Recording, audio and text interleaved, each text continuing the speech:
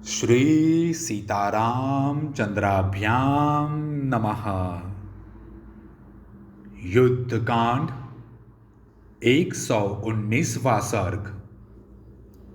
महादेव जी की आज्ञा से श्री राम और लक्ष्मण का विमान द्वारा आए हुए राजा दशरथ को प्रणाम करना और दशरथ का दोनों पुत्रों तथा सीता को आवश्यक संदेश दे इंद्रलोक को जाना। श्री रघुनाथ जी के कहे हुए इन शुभ वचनों को सुनकर श्री महादेव जी और भी शुभतर वचन बोले। शत्रुओं को संताप देने वाले विशाल वक्ष स्थल से सुशोभित महाबाहु कमल नयन, आप धर्मात्माओं में श्रेष्ठ हैं। आपने रावण वध रूप कार्य संपन्न कर दिया, यह बड़े सौभाग्य की बात है। श्री राम, रावण जनित भय और दुख सारे लोगों के लिए बढ़े हुए घोर अंधकार के समान था, जिसे आपने युद्ध में मिटा दिया।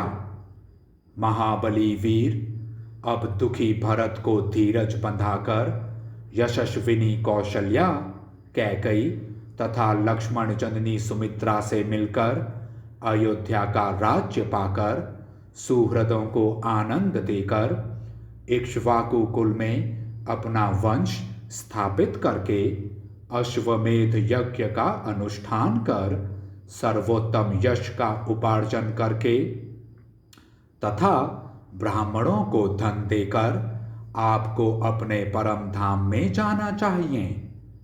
ककुत्स्थ कुल नंदन, देखिए, ये आपके पिता राजा दशरथ विमान पर बैठे हुए हैं।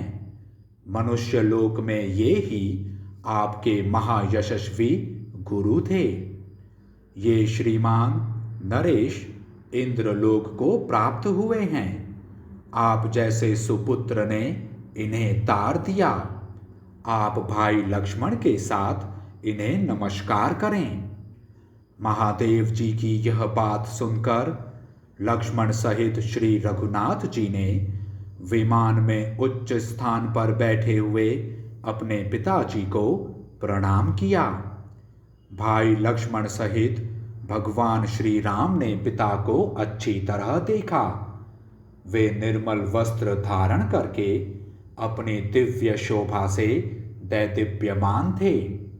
विमान पर बैठे हुए महाराज दशरथ अपने प्राणों से भी प्यारे पुत्र श्री राम को देखकर बहुत प्रसन्न हुए। श्रेष्ठ आसन पर बैठे हुए उन महाबाहु नरेश ने उन्हें गोद में बिठाकर दोनों बाहों में भर लिया और इस प्रकार कहा, राम, मैं तुमसे सच कहता हूं, तुमसे विलग होकर मुझे स्वर्ग का सुख तथा देवताओं द्वारा प्राप्त हुआ सम्मान भी अच्छा नहीं लगता। आज तुम शत्रुओं का वध करके पूर्ण मनोरथ हो गए और तुमने वनवास की अवधि भी पूरी कर ली। यह सब देखकर मुझे बड़ी प्रसन्नता हुई है।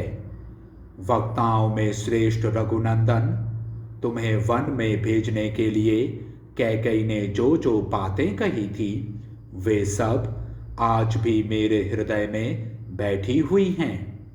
आज लक्ष्मण सहित तुमको सकुशल देखकर और हृदय से लगाकर मैं समस्त दुखों से छुटकारा पा गया हूँ। ठीक उसी तरह जैसे चंद्रमा कुहरे से निकल आए हों। बेटा, जैसे अष्टावक्र ने अपने धर्मात्मा पिता कहोल नामक ब्राह्मण को तार दिया था, वैसे ही तुम जैसे महात्मा पुत्र ने मेरा उद्धार कर दिया। सौम्य, आज इन देवताओं के द्वारा मुझे मालूम हुआ कि रावण का वध करने के लिए स्वयं पुरुषोत्तम भगवान ही तुम्हारे रूप में अवतीर्ण हुए हैं। श्री राम, कौशल्या का जीवन सार्थक है, जो वन से लौटने पर तुम जैसे शत्रुसूदन वीर पुत्र को अपने घर में हर्ष और उल्लास के साथ देखेंगी। रघुनंदन, वे प्रजाजन भी कृतार्थ हैं जो अयोध्या पहुंचने पर तुम्हें राज्य सिंहासन पर भूमिपाल के रूप में अभिषिक्त होते देखेंगे। भरत बड़ा ही धर्मात्मा, पवित्र और बलवान है। वह तुम में सच्चा अनुराग रखता है। मैं उसके साथ तुम्हारा शीघ्र ही मिलन देखना चाहता हूँ।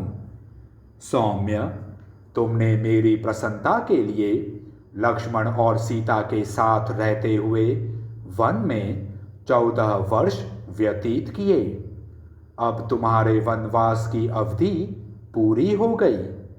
मेरी प्रतिज्ञा भी तुमने पूर्ण कर दी तथा संग्राम में रावण को मारकर देवताओं को भी संतुष्ट कर दिया। शत्रुसूदन, ये सभी काम तुम कर चुके। इससे तुम्हें स्पृहणीय यश प्राप्त हुआ है। अब तुम भाइयों के साथ राज्य पर प्रतिष्ठित हो दीर्घ आयु प्राप्त करो। जब राजा इस प्रकार कह चुके तब श्री रामचंद्र जी हाथ जोड़कर उनसे बोले, धर्मज्ञ महाराज, आप कैकेयी और भरत पर प्रसन्न हो, उन दोनों पर कृपा करें। प्रभु, आपने जो कैकेयी से कहा था कि मैं पुत्र सहित तेरा त्याग करता हूँ, आपका वह घोर शाप पुत्र सहित कैकेयी का स्पर्श न करे। तब श्री राम से बहुत अच्छा कहकर महाराज दशरथ ने उनकी प्रार्थना स्वीकार कर ली और हाथ जोड़े खड़े हुए लक्ष्मण को हृदय से लगाकर फिर यह बात कही, वत्स, तुमने विदेह नंदिनी सीता के साथ श्री राम की भक्ति पूर्वक सेवा करके मुझे बहुत प्रसन्न किया है। तुम्हें धर्म का फल प्राप्त हुआ है। धर्मज्ञ, भविष्य में भी तुम्हें धर्म का फल प्राप्त होगा और भूमंडल में महान यश की उपलब्धि होगी। श्री राम की प्रसन्नता से तुम्हें उत्तम स्वर्ग और महत्व प्राप्त होगा। सुमित्रा का आनंद बढ़ाने वाले लक्ष्मण, तुम्हारा कल्याण हो। तुम श्री राम की निरंतर सेवा करते रहो। ये श्री राम सदा संपूर्ण लोगों के हित में तत्पर रहते हैं।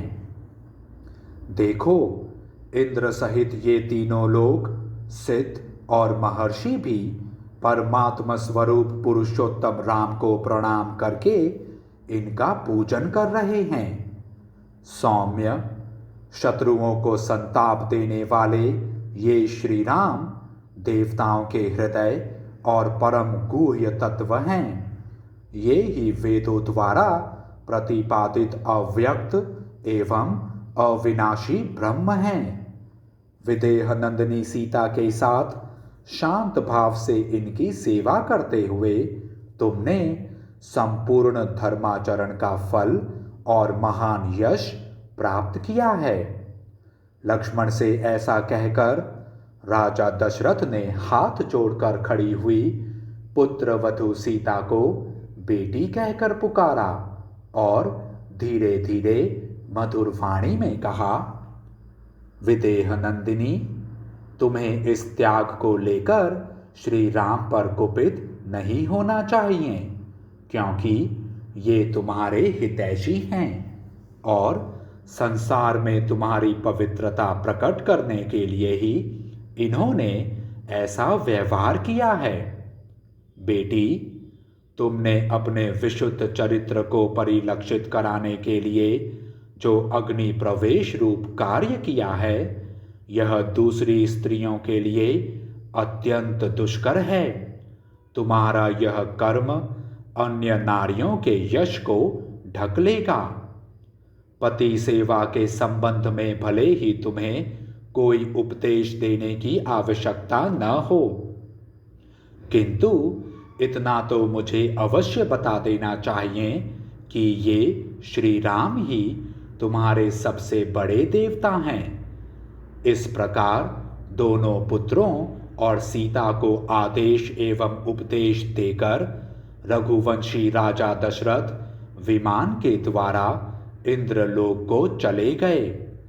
नृपश्रेष्ठ महानुभव दशरथ अद्भुत शोभा से संपन्न थे। उनका शरीर हर्ष से पुलकित हो रहा था। वे विमान पर बैठकर सीता सहित दोनों पुत्रों से विदा ले देवराज इंद्र के लोक में चले गए। इस प्रकार श्री वाल्मीकि निर्मित आर्ष रामायण आदि काव्य के युद्ध कांड में 119वां सर्ग पूरा हुआ। जय श्री राम।